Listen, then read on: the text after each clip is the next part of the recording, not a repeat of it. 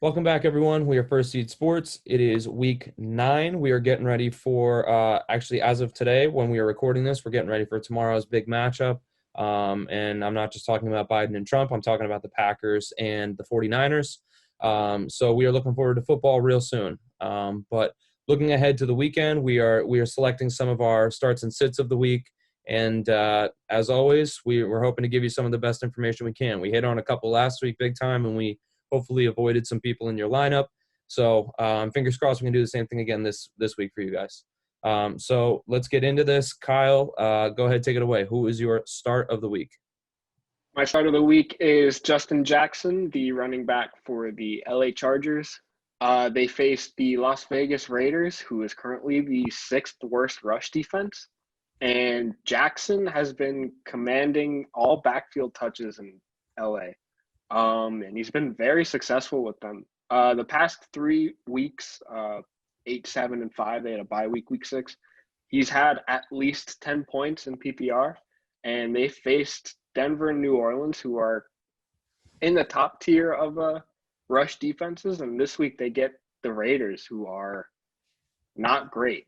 Josh Kelly finally fell back to third on the team in snap percentage, and he is no longer going to be a threat to his production anymore. So I think Justin Jackson smashes this week.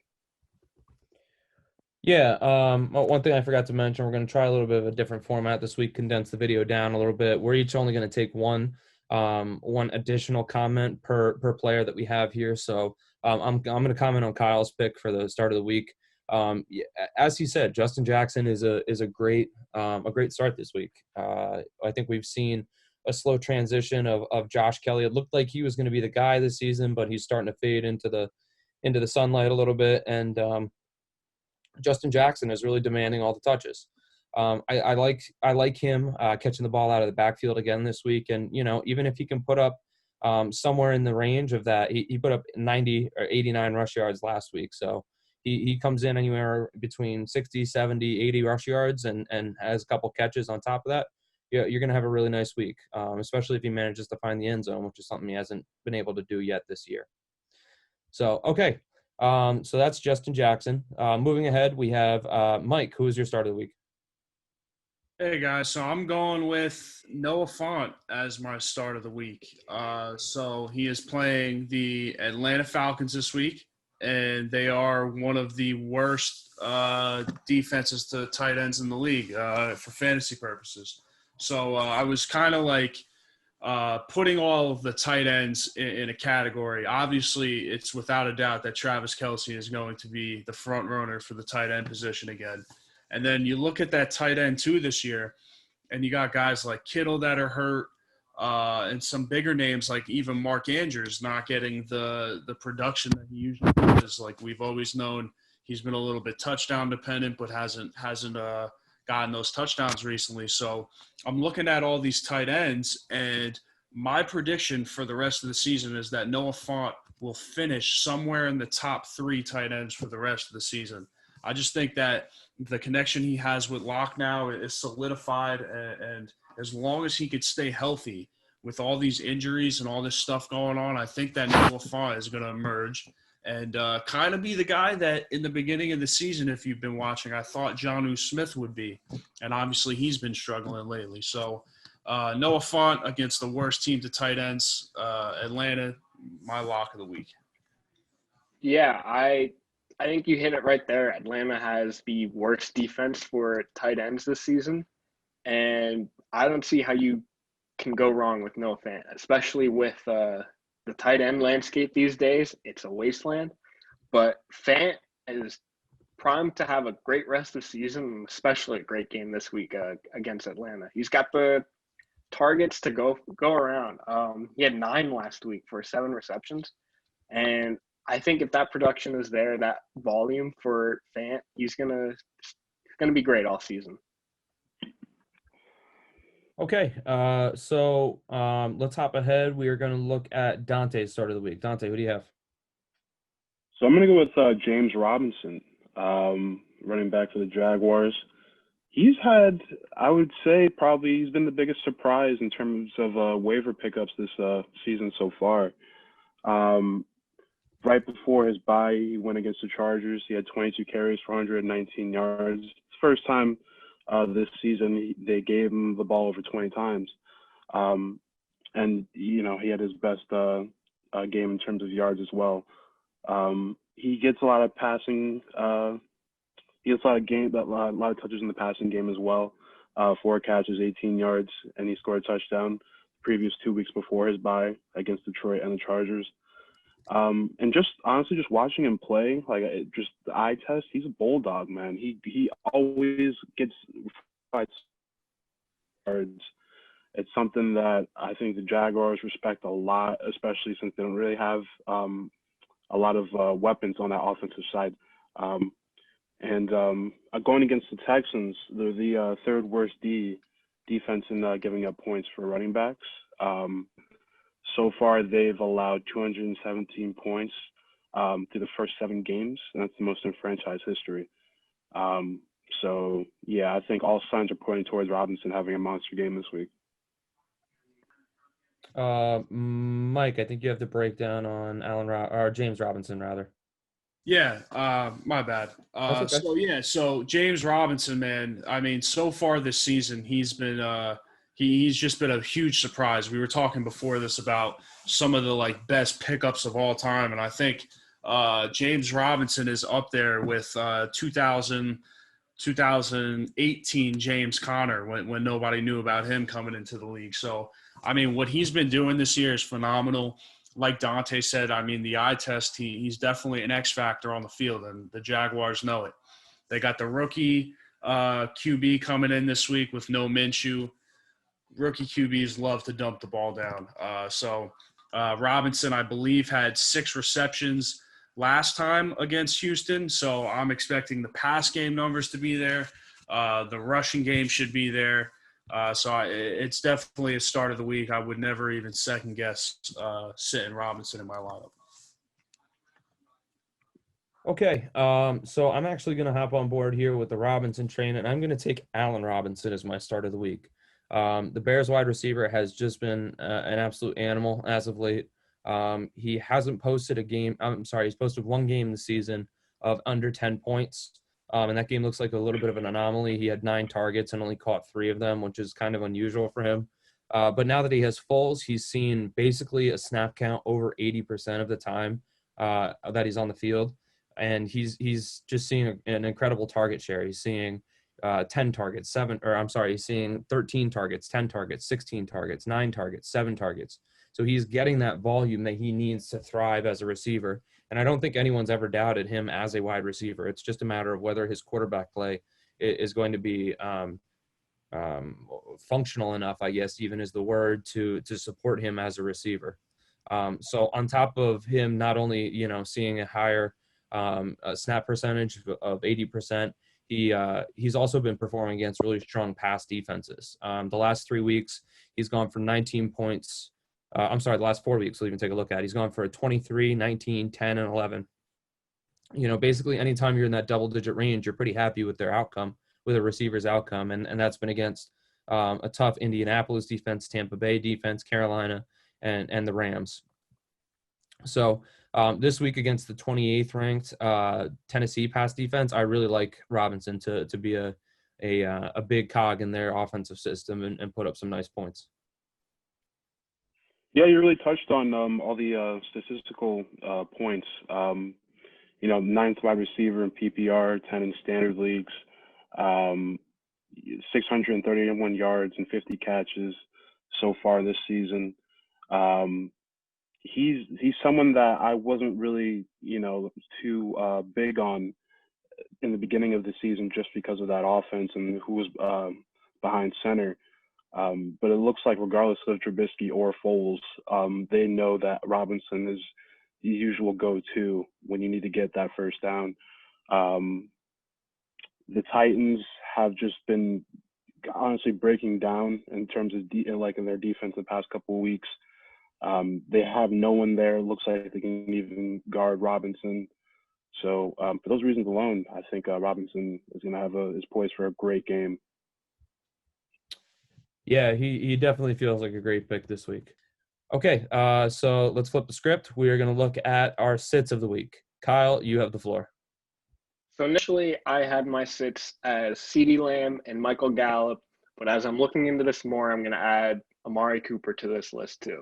I am sitting all Cowboys receivers this week against the Pittsburgh Steelers. And it's kind of weird because the Steelers have a really bad receiver defense for fantasy purposes, but Dallas is on their fourth quarterback this season, and they don't even know who it's going to be. I think all signs are pointing to Cooper Rush, but who is that? I'm looking at Pittsburgh's defense right now, and they have the highest hurry percentage, second highest quarterback knockdown percentage, the most sacks in the league, and the highest pressure on quarterbacks this season. I don't think that's what you want when you're throwing out a guy that you haven't even named as a starter. It's Wednesday night. I don't think it's going to be good at all for this Dallas offense, and I don't feel confident with any of these guys in my starting lineup. Yeah, I agree, Kyle. Yeah, Cooper Rush, that doesn't even sound like a quarterback to me. But I think in terms of, first thing with the Cowboys, they've just been, no offense, Mike, but they've been awful. And it feels good to say that as a Giants fan, just because you guys had a lot of, hype going into this season. Obviously, injuries kind of destroyed that. But when looking at this Pittsburgh defense, man, I mean, you got TJ Watt. That offensive line is it's not the same. And we're starting to realize that as the season goes along, they're getting older. I expect Cooper Rush to be under a lot of pressure if he is a starting quarterback. And it's going to be, he's going to be panicking a lot. That's a terrible,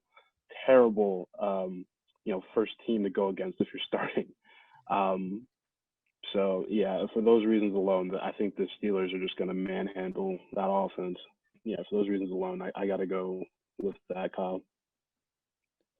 Yeah, it almost reminds me a little bit of Tua this past week facing the Rams defense, except Cooper Rush is not a number one draft pick, and he's not, the face of that Cowboys franchise. So more luck to you, Cooper. All right, so let's move on. We have Mike, who is your sit of the week?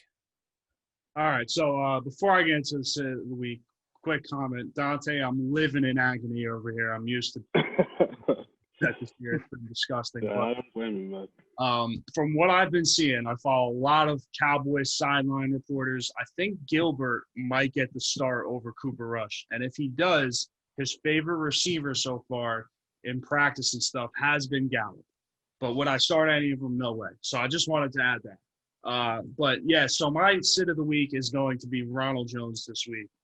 So they're playing a tough top 5 Saints defense against the run. The last time they played actually was week 1, and Ronald Jones put up a little bit above 10 in PPR. He had 17 carries, which I do not think that he can do 17 carries again this year at any point, with Fournette kind of solidifying himself. And he also had 2 catches out of the backfield. So he fumbled last week, and I understand that's why he lost some of his reps, but I can't see it getting any better now. Not that Fournette has been unbelievable, but against the Giants last week in primetime, the Giants gave them a little bit of trouble. And I think that playing the Saints, who also beat them the first time, it's going to be a troubling game. Obviously, the Buccaneers were not ready to go against the New York Giants. So divisional game, primetime, you would hope that they're ready to go this time. But if they don't, I could see Ronald Jones getting way less than 17 touches, kind of Fournette probably out-touching him again, and it's just not a start that I would want this week. I'd go on a limb to say I'd play other guys such as Matt Breida. If Matt Breida is healthy this week, I would play him or some other running backs definitely over Ronald Jones this week.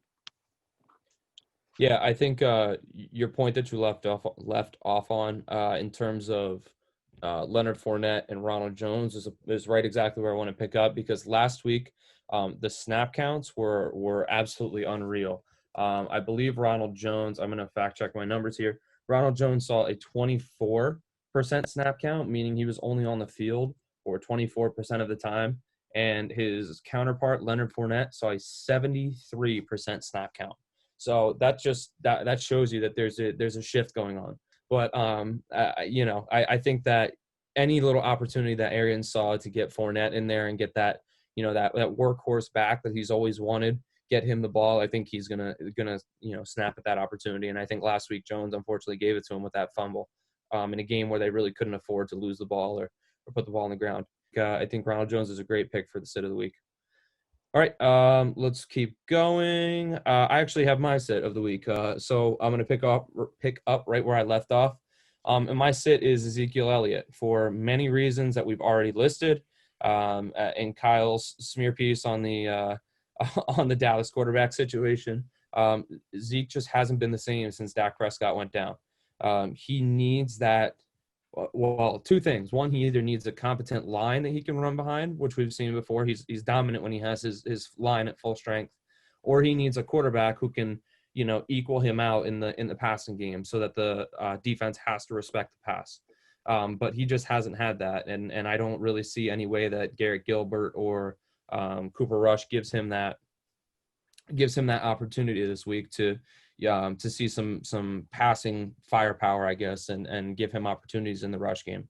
So, and not to mention that he's also facing the number one rush defense in the Pittsburgh Steelers. Donte mentioned T.J. Watt, Cameron Hayward, Bud Dupree, and those guys fly around. They are something else to watch. I'm sure that game is going to be nationally televised for a lot of people. And let me tell you, that Steelers defense is awesome. They're fun to watch.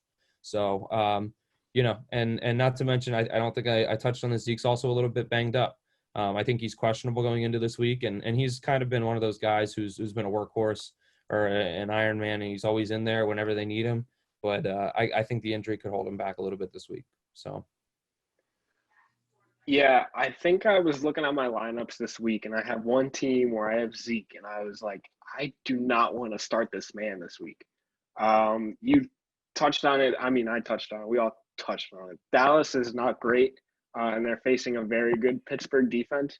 And Zeke, these past few weeks, last week he had 8.3, and the week before he had 6 PPR points. You are not happy with Zeke in your lineup, and to be honest, you are probably better off just benching him and just being happy with it, because you can be. He's not doing well. He's getting the touches, but they're not doing anything. Pittsburgh's a good defense, and he's got a hamstring injury. I wouldn't be surprised if Dallas is behind 21-0 after 10 minutes into this game, and they're just like, all right, Zeke, just sit down. And just throwing in all the backups as if they weren't already in already. I'm totally fine sitting Zeke this week, and I would probably want to. Okay, and we will sum it up with Donte's sit of the week. Donte, who do you have? I'm going to go with DeVante Parker, 35th in standard leagues, 33rd in PPR. The biggest question mark, obviously, is Tua. We don't know how he's going to be playing. Last week wasn't a great example just because that defense shocked the world against the Rams. I really don't want to talk about that game that much because I have money on that game. But moving on, he had in that game, though, 2 targets, and that was the season worst for him. It was 1 catch. It was a touchdown. But if he didn't score that, then that would have been by far his worst. I mean, it still was pretty much his worst game. But prior to that, though, he has been seeing a lot of targets, but that's not with Tua. So we don't know, it's a factor of whether you're willing to take that chance. And for me, going against that Cardinals defense, I'm not positive on that. I'm not 100% on starting him. Just because I know Patrick Peterson's probably going to be the guy that's on him for the whole game. If Tua, it's really comes down to if Tua is able to read the defense and get DeVante, though, those touches. And DeVante has to be able to separate himself from Patrick Peterson as well. So yeah, that's why I got DeVante Parker sitting out. Yeah, DeVante, I was just talking before. I have him in 2 leagues right now. And I bought DeVante from Kyle about three weeks ago in my league. And immediately, as soon as I knew the quarterback change, I sold him on the bye week. And I sold him for basically nothing. The trade really didn't help me. But, yeah, so you look at the game last week, it was 28-17. And I mean, Tua, 25 QBR rating. Went 12 for 22 for 93 yards with scoring 28 points, beating one of the better teams in the league. So that's beyond analyzing. The defense for the Dolphins is amazing. So I expect this game with the Cardinals to be a little bit closer than this one was. I think it just kind of caught the Rams by surprise. But if you just look at the targets from last week, you had 6 go to the running back. That was the most on the team in Myles Gaskin. You had 5 go to Williams. You had 2 to Gesicki, 2 to Parker, 1 to Isaiah Ford, who they actually just traded. So, like, you don't know where the ball's going to go in this game. So it's definitely something I would avoid this week. I don't want to touch on a receiver that only sees 2 targets a game in a 28-point victory. So let's see if Williams keeps up those targets, and let's see what happens with Parker. But I'll take a week to analyze that. I won't take the risk of starting him this week. All right. Well, we have made it through all 8 of our picks. Just to recap here, on the starting side, we have Kyle's pick of Justin Jackson. Mike had Noah Fant. Zach had I had Allen Robinson, and Donte had James Robinson. And on the other side, on the sits, Kyle had the Dallas wide receivers, being Amari Cooper, Michael Gallup, and CeeDee Lamb. I had Dallas's running back, Ezekiel Elliott, and Kyle. Geez, man, I'm struggling. Donte had DeVante Parker from the Miami Dolphins. So those are our starts and our sits of the week. It's week 9. We hope that you are in a position where you're still playing for your championship, and hopefully we can help get you there to that championship and to the promised land. So stick with us. We're First Seed Sports. For Kyle, Mike, and Donte, I'm Zach. Have a good night. See you guys.